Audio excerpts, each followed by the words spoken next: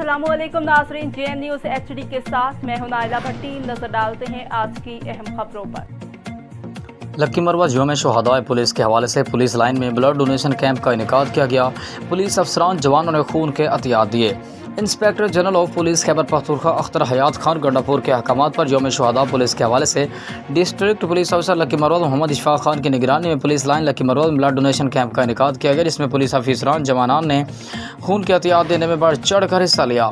District police अफसर मोहम्मद इशफाक खान ने camp का विजिट करते हुए खून अतिया करने वाले अफसरान और जवानों के जज्बे को सराहते हुए उनका कहना था कि पुलिस शुहदा ने कौम के आज के लिए अपने कल को कुर्बान किया और शहादत के आला रुतबे पर फायज होते हुए हैं। उनकी कुर्बानी को कोई नेमल बदल नहीं।